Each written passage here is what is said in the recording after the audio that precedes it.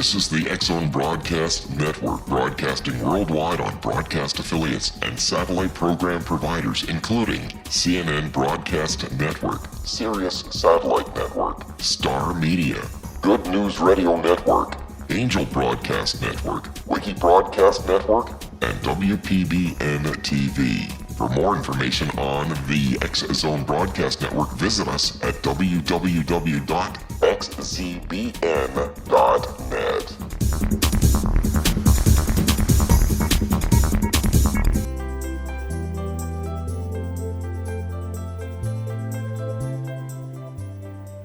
Welcome to Know the Name, Know the Genius in You, where in a single moment you can recognize your brilliance and change your life. This is a transformational hour that covers an array of topics that demonstrate how individuals use their native talents, as shown in their name, to look at the ordinary in extraordinary ways. Albert Einstein once said that everybody's a genius. Why would one of the smartest people on the planet declare that everyone is a genius unless he knew that to be true? I'm your host, Sharon Lynn Wyatt, creator of Namology Science and author of Know the Name, Know the Person. And in each weekly show, you'll hear the fascinating ways other people discovered the genius in them and what they were able to accomplish because of it. At the end of each show, you'll hear clues on how you can recognize your own innate genius.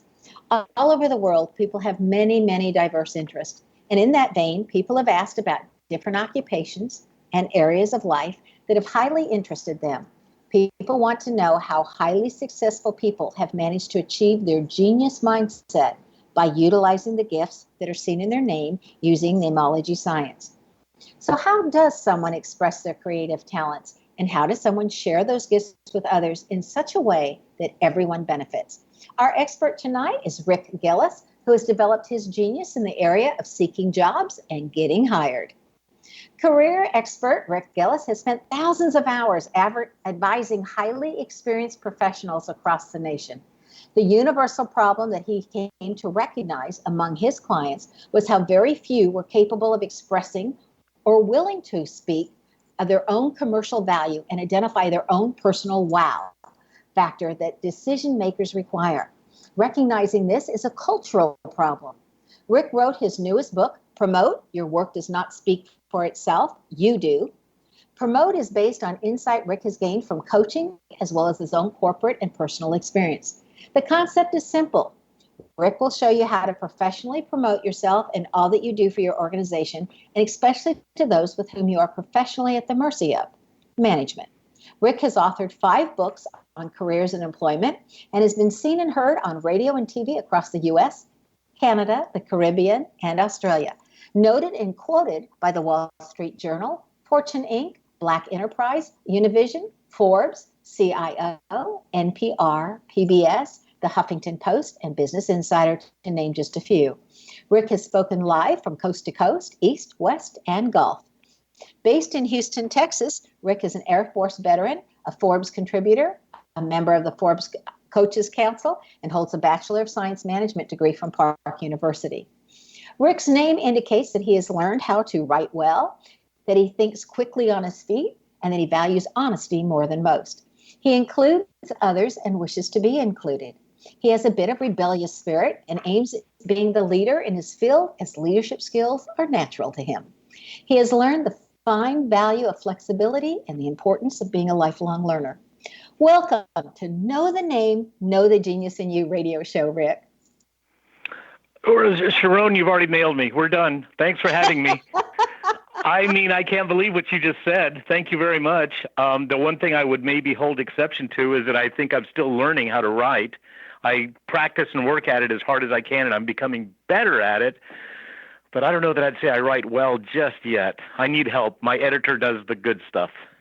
Oh, you are so modest. Yeah, it says that holds in your last name, where I find that in your name. And so that means you're constantly learning from others. And so you'll probably always be learning. But it also says you do write well. And looking at your books, you do write well. Thank you. I appreciate that.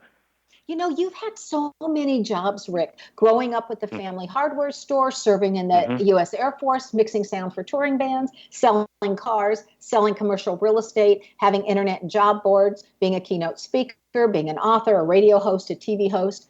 Which job did you enjoy the most, and which one was the worst, and why?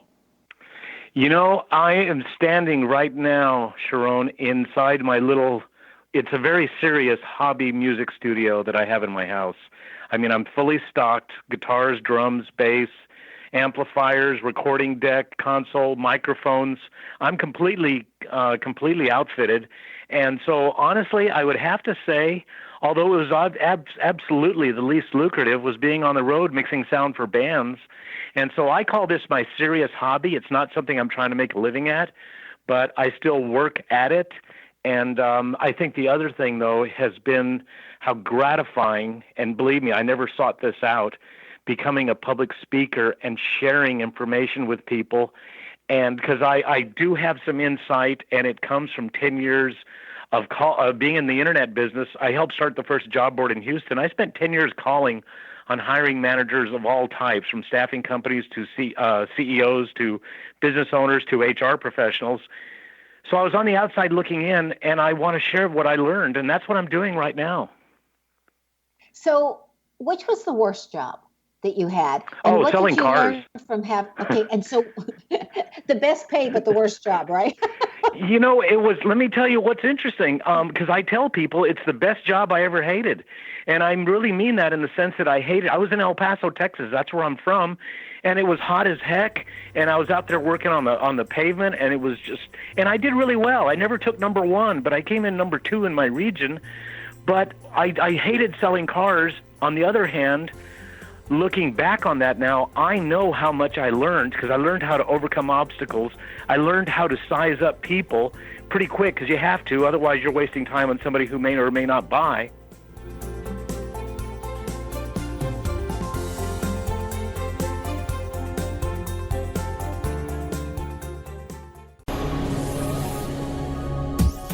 This is the X-Zone Broadcast Network, broadcasting worldwide on broadcast affiliates and satellite program providers, including CNN Broadcast Network, Sirius Satellite Network, Star Media, Good News Radio Network, Angel Broadcast Network, Wiki Broadcast Network, and WPBN TV. For more information on the X-Zone Broadcast Network, visit us at www.xzbn.net.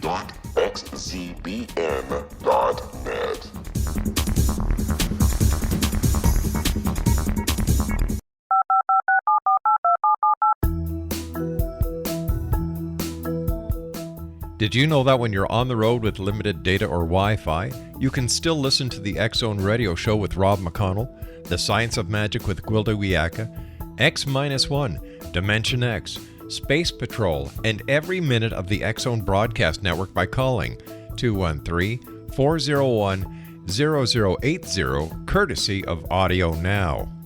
No smartphone, app, or internet needed. It saves your data plan, and it's free if you have unlimited minutes. Call 213-401-0080 to listen on any phone, anytime, anywhere. Remember, 213-401-0080 for the best of the paranormal, parapsychology, and sci-fi radio programming anywhere, 24/7, 365.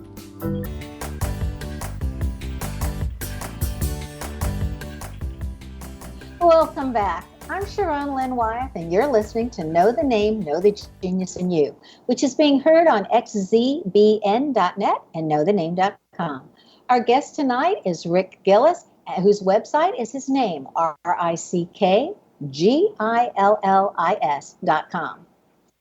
Okay, Rick, we're almost at the really good stuff, and when we had this commercial break. So what I'm really wanting to know is, from all the different jobs that you had, how did you discover that your gifts laid in this area of coaching and helping others get their jobs? Purely accidental. I spent that time calling on these hiring managers, having been involved in the job board business for 10 years. And really what I was doing was selling resumes. But invariably what happened is people started calling me and asking me if I could help improve their resume so that when it was received by somebody electronically, that led to Job Search Ministries calling on me. The Texas Employment Commission, as they were known at that time, asked me to come speak to their job seekers. And pretty soon, and I didn't have a problem sharing what I had and what I knew, because at that time, honestly, I was one of the very rare individuals in the region who knew how this job search internet, and more importantly, how you could monetize on the internet, worked. So I had lots of people come out there who were interested. And a lot of it was pure curiosity. But, that whole job board thing lasted for 10 years. And although there are still job boards out there, they don't have near the heft or the weight they did. And so I'm out of that space. But a lot of what I learned translates to what I can still share today. In fact, I call myself a digital dinosaur. And I think the dark ages of the internet were pre-Google. Google changed everything with algorithms and stuff. Before that, there was a different way of doing it. And that very directly applies to the stuff I teach now, which is honestly old technology that's still very relevant today. So it's an easy model to share. And then I try to get the people that I tell this to share it beyond. I want to keep this sharing going. I read that a person ought to tailor their resume to the job description using the exact same phrasing as in the job announcement in order to get through the computers that look at the resume before you get to a real person. Since you helped usher in the age of online job searching through the job board in Houston, is this a valid concern? Would you suggest doing this, or it's a waste of time? No. Let me tell you what, that's a great question, and it's a very big question. It's actually a yes-no question. Fundamentally, what you just said is no. You don't have time to tailor a resume to every position. You have to have what I have designed. I've actually designed my own resume format, and it is designed to quickly be able to minutely be modified, and then submitted to several positions. But the fact is, resumes are rapidly falling out of favor altogether. They're now an added document you attach to your online application. But what's interesting, Sharon, that you just said, I actually, and I take claim for this, I have no problem saying so because I published it in my very first job book. I'm the guy that introduced the nation and the world to the idea of copy and pasting and hiding the job posting in your paper resume. And here's what I did. I taught people to copy the entire posting, paste it at the bottom of their resume, choose one from, or type in, overwrite the font size and put in the number 1. You reduced it to the size of an underscore, and then choose white from your color palette, and you made the entire document disappear, the entire job posting disappear. When it went through the software, it matched the job posting 100%, because that's what this is all about. It's all about the resume that comes closest in terms of the keywords matching the job posting is the one that goes to the top of the pile. Well, if you matched it word for word, verbatim, you went to the top of the pile. Well, that was only good for a couple of years, because real quickly, now if you submit a resume through the system, it converts the font, the color of ink, and the point size to what the software dictates, which is going to be black. And if something pops out that was made invisible, you're found to be deceptive. So you can't do that anymore. That's not the way it's done. So I've actually come up with a transparent way of doing the same thing, where you acquire the keywords from a job posting, insert them at the bottom of the page in a section I've added on my resume format called keywords. It's reduced to about an 8-point font, and it is designed to serve the same purpose. But when I teach people how to do this, I also tell them you've got to do this within your LinkedIn profile and within the online application, not just your resume, because realistically, resumes are now meant to be handed to somebody when you interview. Prior to that, everything is now electronic. Wow, applying for jobs has so changed over the years. And I'm always amazed that you can have your resume on so many different sites, and then all of a sudden somebody will say, I saw your resume on such and such, and we're now interviewing for this position. Would you like to apply? Talk to us about how that's developed. Well, let me tell you what, there's a big, actually we are, and I'm getting ready to, I don't know, I'm hoping to finish it before the end of the year. I'm getting ready to draft a new job search book. There's been enough has happened. I last updated my current job book in 2015, but there's been enough of a monumental shift again, which is why I keep writing these job books. It's not because I have so much to talk about. It's because the dynamics of the market keep changing. The target keeps moving. And so now what happened in December of last year, 2016, Microsoft bought LinkedIn. They spent $26 billion on that transaction. So I'm gonna put my foot out here, or maybe even put my neck out, and say that I think, and I do strongly feel this way, that LinkedIn will be the universal resume in the next 3 to 5 years. I mean universal, like potentially globally. For certain, it's going to be Canada, U.S., Australia, the places that are really, and there's a lot of users of LinkedIn all over the world. But Microsoft did not spend $26 billion not to integrate it into all of their processes, all the Windows, SharePoint, Outlook, all kinds of stuff's going to happen. So it's going to be more important that you have an exceptionally rich and robust LinkedIn profile, and also that and let me finish that thought, because a lot of companies now will accept your LinkedIn link in lieu of an actual resume, in lieu of using the online application. So once again, those keywords need to already be, almost in a permanent sense, sprinkled throughout your LinkedIn profile, so that and this is what I call, there's two ways of getting keywords. One is from the job posting.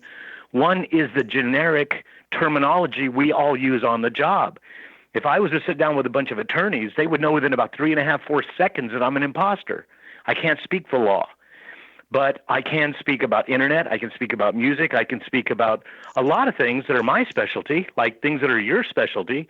If I sat down with you and told you that I was an expert in the naming and lettering, you'd know within 3 or 4 seconds I was an absolute imposter, except for maybe what I read about your stuff. But so the lingo of your industry and the terminology in the job posting, and after you've looked at several job postings, you'll find those same terms reappearing. They need to appear in your LinkedIn profile. That is such a great hint for everybody, especially as everything keeps changing. And that answers my next question, which I think is wonderful. So, what's the basis of presenting oneself to management where you look great, but you don't sound like you're boastful or bragging? Because I know a lot of people who can talk about themselves and they're so obnoxious you just can't wait to get away from them. So how do you do that without sounding like one of those? First of all, you have to gauge your audience. You have to know who your audience is, because if you're going to come off like a big shot and the person you're speaking to is already far more expert than you, you're just going to come off stupid. But the main thing I'm about, and what my promote book is about, and Sharon, to be candid with you, and I know you'll appreciate this, every woman I've worked with in this space, in this field, including my own wife, will not negotiate salary. Women, as a rule, I'm not saying 100% by any stretch, but as a rule, women do not ask for the promotion and they don't ask for the raise. So I really want women to embrace this idea of their commercial value. I want you to be able to always talk about some point of value. Whenever you talk about a personal accomplishment, I want it to end with a net result, a net value statement. And let me give you one of mine. For 10 years, I was involved in commercial real estate leasing and management. So here's one of my personal accomplishments, and this would be something I'd be talking to a real estate professional. I would say I created a commercial lease document that resulted in about $26 million in savings to the company. Now, if you're in the real estate business and or I'm interviewing with you for a real estate job, you didn't hear anything except $26 million. And that's what I want you to hear. Every accomplishment has to have a net value, a net result. So, and then somebody's going to say, wow, that's interesting. Tell me more. Well, that is the fundamental process behind my model of getting a resume that you wrote into somebody's hands, because they're going to see these value statements. My resume format is called the accomplishments-based resume. Your LinkedIn profile should be an accomplishments-based profile, and everything you say ends with a net result. To tell me that you implemented $3 million worth of software, I don't care. You're unemployed, so maybe you didn't do such a good job. But if you say you implemented $3 million worth of software, creating a 16% reduction in mistakes and problems, and creating efficiencies on the order of 28%, saving the company $6 or $7 million annually, now you've got my attention. And that is the art of the accomplishment, is being able to tell me the net value. And going back to women are not comfortable with this, so I recommend that ladies Try floating this out to your boss over a cup of coffee, at lunch, at a meeting, as you're passing in the hallway. Just say, "Hey, boss, I'd like you to be aware that I recently boom, boom, boom." Try something smallish. Never. This is not bragging. This is not boasting. This is informing. This is communicating your value. And more importantly, too, I want people who are 50 plus to really embrace this message, because age discrimination is rampant in job search. Everybody knows it. And the only way to beat age discrimination in job search and on the job is to continuously, professionally, and consistently speak to the value you deliver to your organization. So I want to put that idea that you just gave me into a field that I think it would be hard to do that. So I'd love to have you give us an example. Okay. Okay. For an I'll try. example. Okay. For an example, say you're a school teacher, because many school teachers retire and then want a second career, something else. Okay. Mm-hmm. But if school teaching, you don't get to ask for a raise. It's how many years have you been working? How much education do you have? You find that box and that's what you get paid. It's like military. Yeah. Time and grade, Right. service. Yeah, sure. Right. So we're going to get your answer right after the break, but I want to give you the whole question. So we give you a little bit of think time. Okay. That is, if I'm a school teacher and all I've ever done is teach school, how do I bridge going into the business world? Because I had a totally different product, other than saying, when I taught my juniors and seniors, I had 100% of my kids pass that test so that they could graduate in the Texas schools. Okay. That's a result based, right? But what else could I say? Because other than that, I have no proof of anything other than their scores. And there's a lot of teachers that are, they've done their so many years and now they're trying something else. So that's what we want to know. Okay, we need to take another break. Stay tuned to Know the Name, Know the Genius in You. This show is dedicated to job seekers and those who wish to improve how management considers them. After the break, we'll find out about some of the different ways that Rick Gillis has assisted people. Remember, his website is his name, www.rick.Gillis.com. And we'll be back.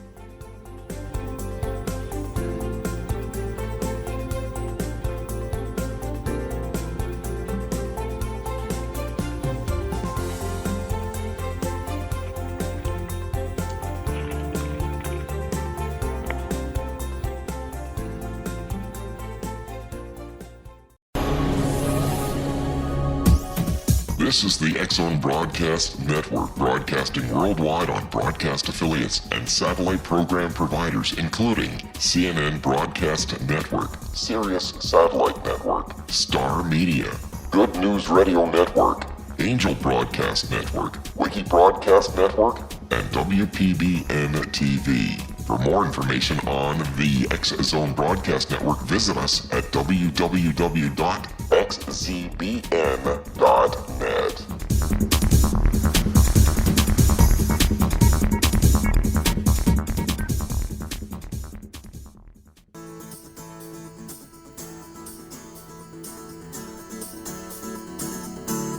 Welcome back.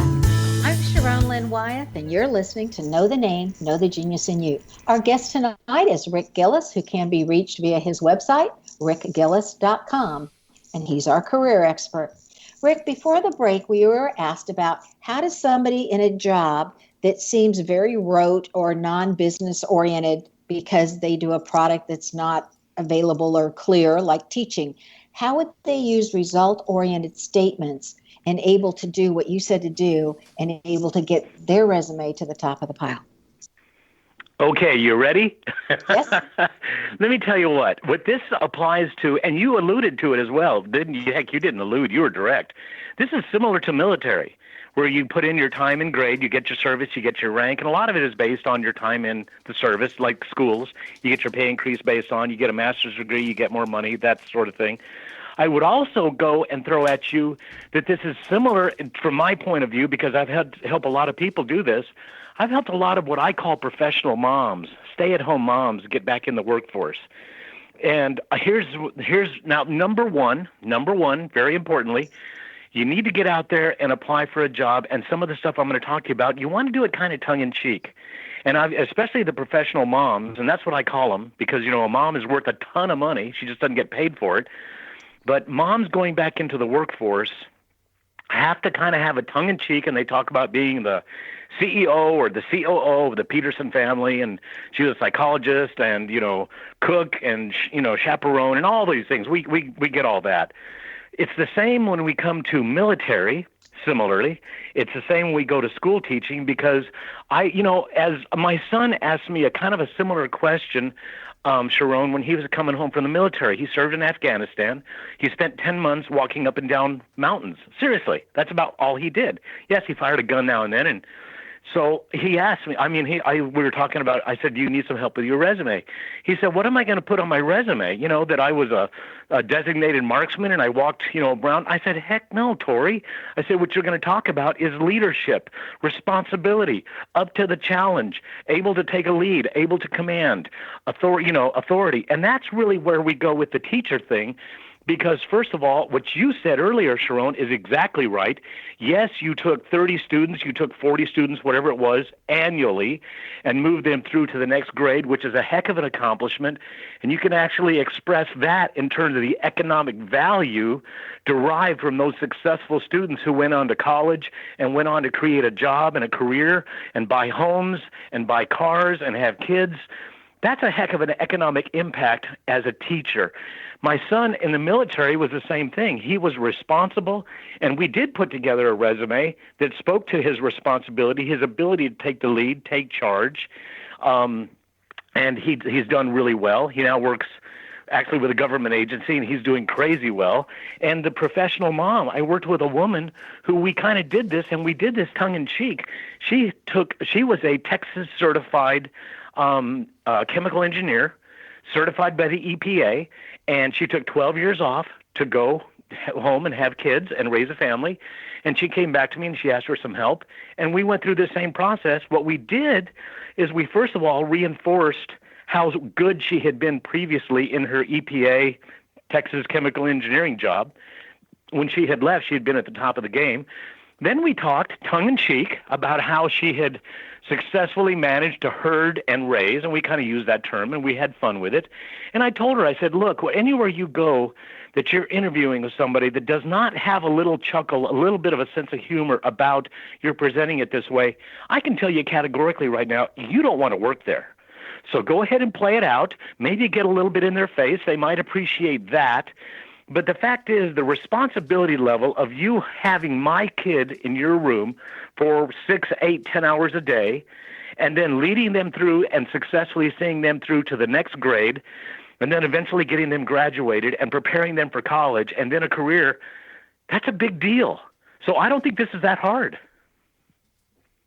Okay, so in other words, you could do it if you were a bottle washer or something at a restaurant. Absolutely. It wouldn't matter what your original. Let me tell you, I have a story that I tell regularly, and you really there you did it again, Sharon. You did that so well. You brought up a very important point I'd like to make. I had a payroll clerk come to me, and the guy couldn't find a job. This was not a payroll supervisor, not an administrator, and honestly, David was a very simple guy, a great guy, but he was a payroll clerk. And honestly, for like 4 or 5 jobs, he was a payroll clerk. Looking at his resume was like watching paint dry. It was so boring.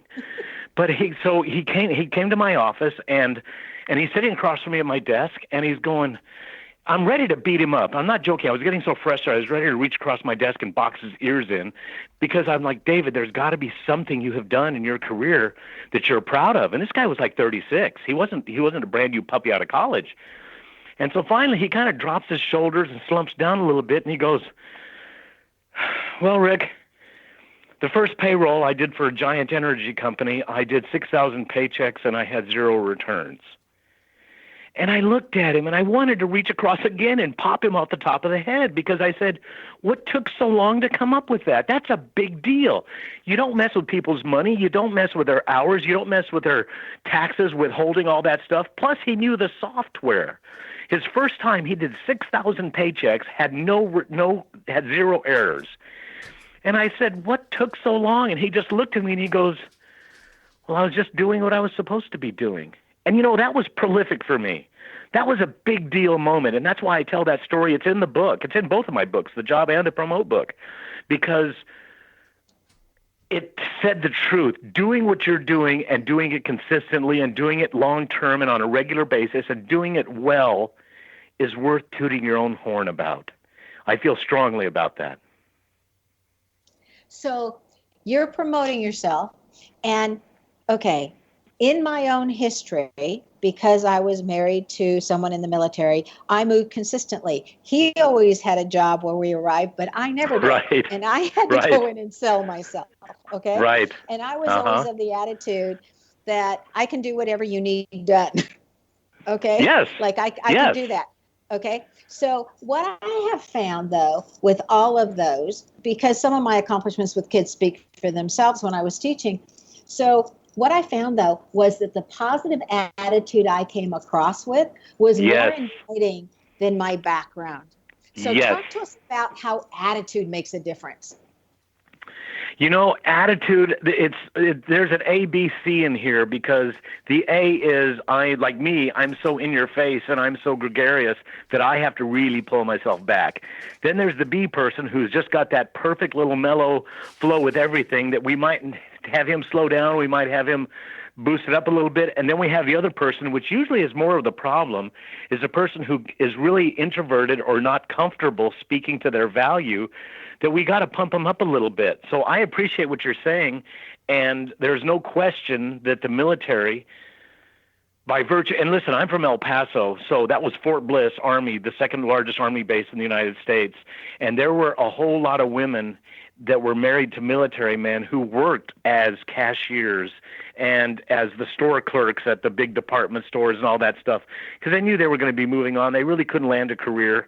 And so that's kind of a sad side effect of the whole military thing. I know my own son, when he was off in Afghanistan, his wife was alone in Seattle, and she made friends there, but they had no kids or family yet.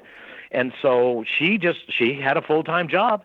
And as soon as he got back, she left. Woohoo! And she had a great job.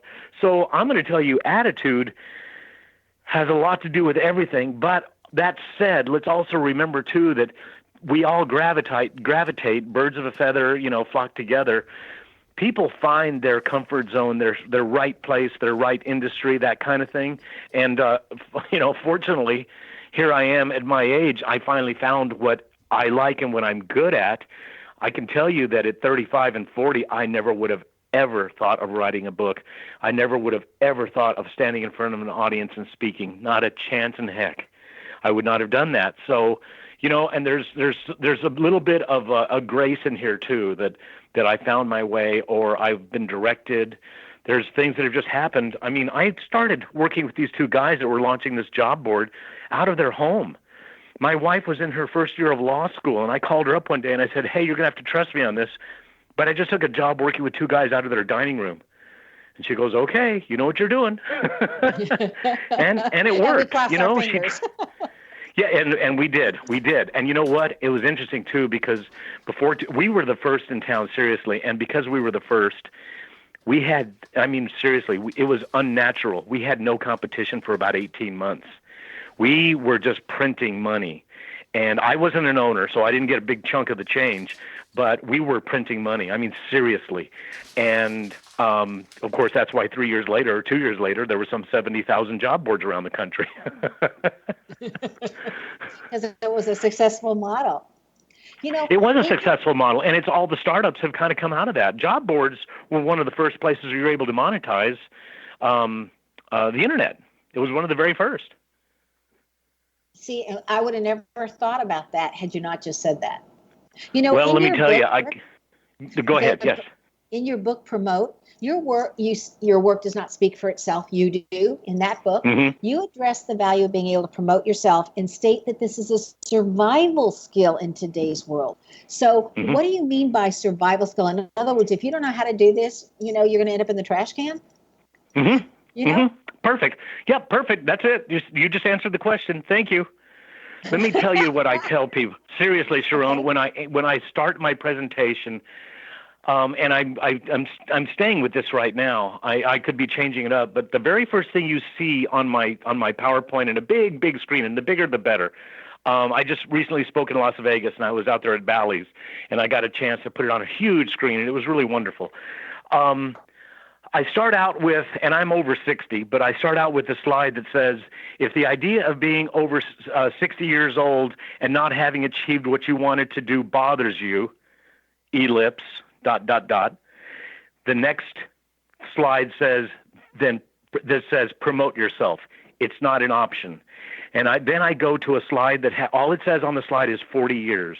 And the fact is, we have, and I do mean this seriously, we really truly have in our society today about 40 years to make our careers happen. Now, we're going to work longer. We're probably going to work 50 years. We might work 60 years.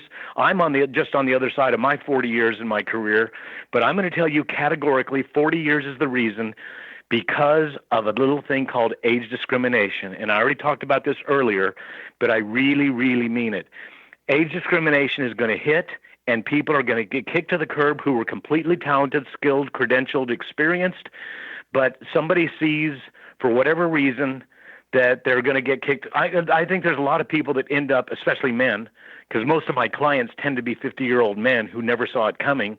They've got the corner office. They think they got it made. They get complacent. They get lazy. They quit speaking about their value, and all of a sudden they get a pink slip and they never saw it coming. So my point to you is, and to everybody is, you've got to continually be speaking to your value as long as you intend to be working. Unless you're the CEO or a business owner, and assuming that you're a successful business owner, you're going to get hit by this age discrimination thing. I guarantee it. In the new book I'm writing, I'm actually going to talk about this, and I'm calling it. Okay. Because we need to take our last break. Stay tuned Got to it. Know the Genius in You on xzbn.net and knowthename.com. After the break, we'll find out what Rick Gillis has in his name that has assisted him that you might have in your name as well.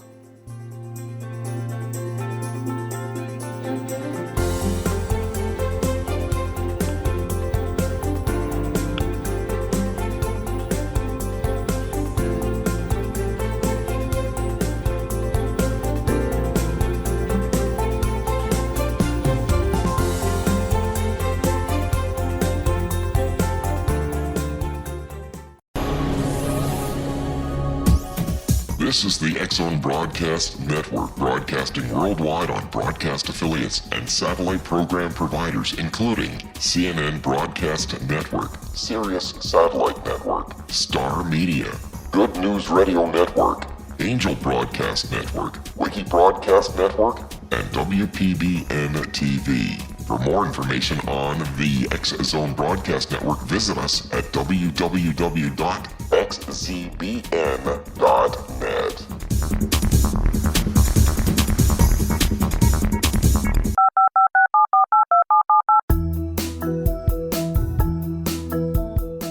Did you know that when you're on the road with limited data or Wi-Fi, you can still listen to the X-Zone Radio Show with Rob McConnell, The Science of Magic with Gwilda Wiyaka, X-1, Dimension X, Space Patrol, and every minute of the X-Zone Broadcast Network by calling 213-401-0080, courtesy of Audio Now.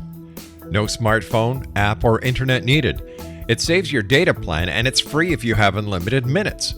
Call 213-401-0080 to listen on any phone, anytime, anywhere. Remember 213-401-0080 for the best of the paranormal, parapsychology, and sci-fi radio programming anywhere, 24/7, 365.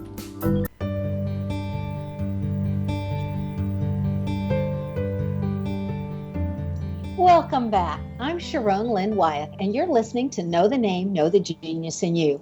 Our guest tonight is Rick Gillis, whose website is his name, RickGillis.com. He has taken his skills to a level where he's able to assist others in finding appropriate work, knowing how to write that resume, and how to present yourself.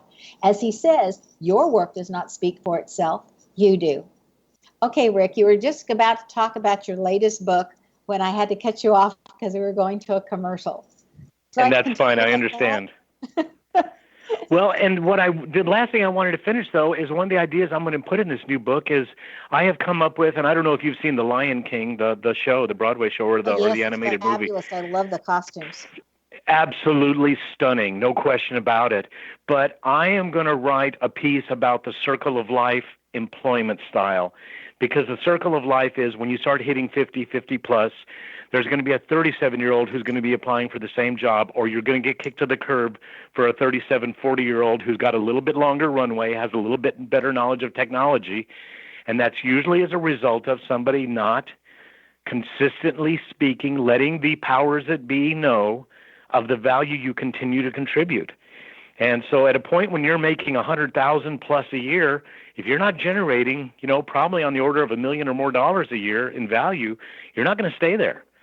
That's for the new entry level. If you're making $35,000 a year and you're generating $35,000, that's okay. We'll keep you because next year we expect to see that grow.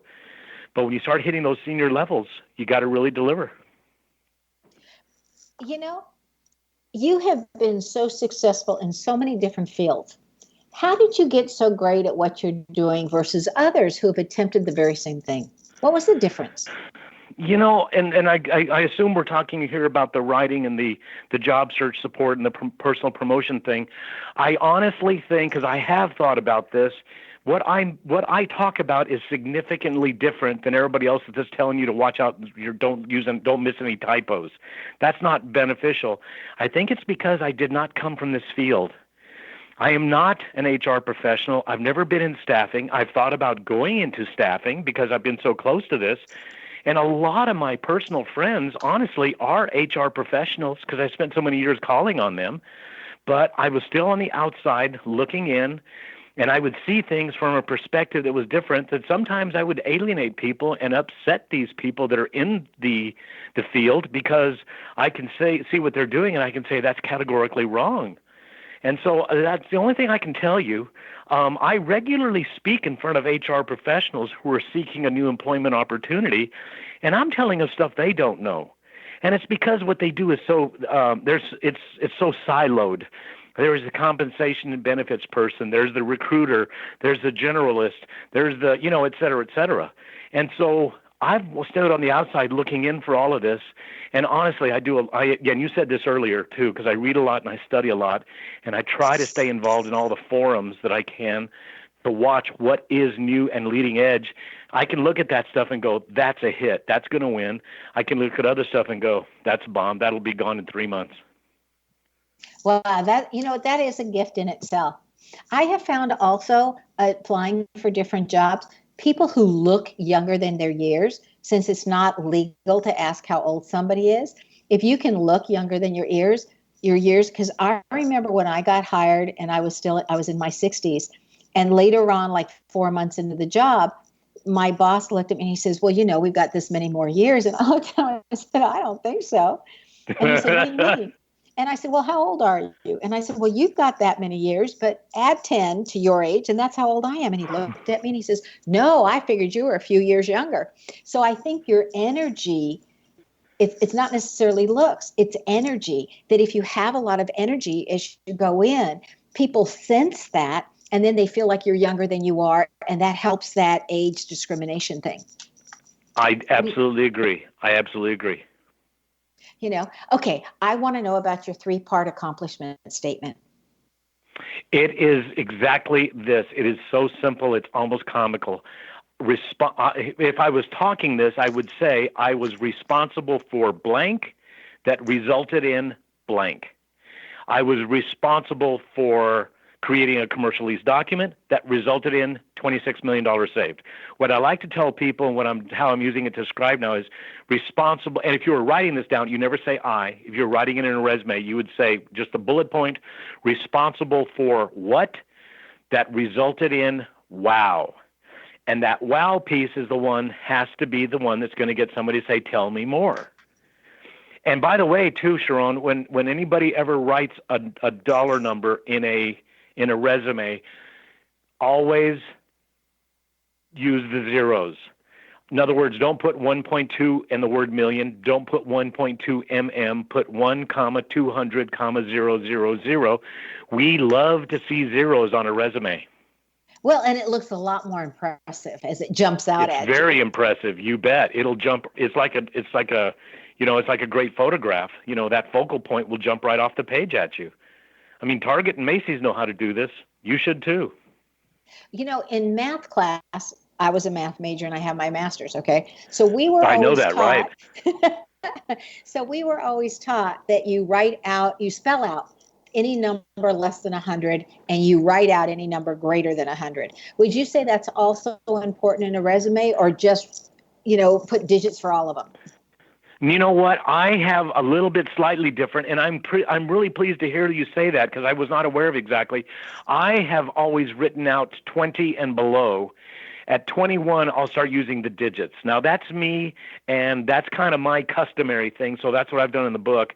Sometimes, however, it is more impactful to write in the number, 17. So I will write it, and it'll jump off a page a little differently than if it was, SEVEN, et cetera. So, but that's interesting that right 1 through 100 and 101 on, you would use the numbers. I'd always thought 20 was the kind of the break off there. Yeah, well, who knows? And it could be that I'm ancient too. So that's, well, that it's changed through the years. You and me, kiddo. Yeah. Okay. So if you could change one thing about people's understanding or how they look at the world, what would that be? Wow. I certainly didn't expect that big a question. I'll tell you what, I'm going to go back to it. And this is also too, because I'm an older guy now. But I'm going to go back to, and I've already hit on this thing really hard twice tonight, but I would like people to understand that, if you were standing here in my music room, and especially if you were 17 years old or 23 years old or 30 years old, you'd be blown away. This is a very, very cool room. But when I go out on the street, people don't have any idea. So I'm going to go back to that age thing. Let's appreciate age for what it is, and let's embrace it. And it's okay to get older. I was talking with a young person yesterday, and I really, really, really wanted to tell him. He was about probably 20, 21 years old. And I really wanted to tell him, dude, I'm you 40 years ago. I was that kid 40 years ago. He was a little bit arrogant, a little bit snotty, very cool. He was a very cool kid, and I was not cool, but I tried really hard to be. But I really wanted to tell him, dude, you're looking at yourself 40 years from now. Take care of yourself, advance it, take advantage of the people who are trying to share good information with you. And then the one thing I'll always tell you too, that I told my kids when they were little, and even now they'll say it back to me. I just start the first of the sentence and they finish it. And that is, if you think it's wrong, it is. That's what I always taught my kids, and both of them successfully stayed out of trouble growing up. Not to be the same as what their dad got into when I was their age, but growing up, my kids, if you think it's wrong, it is. See, and that's interesting, because as you're saying that, I was thinking about, what did I tell my kids all the time? I said, only boring people get bored. I love that. I'm going to give you notice right now. I'm stealing that. Go right ahead. That's wonderful.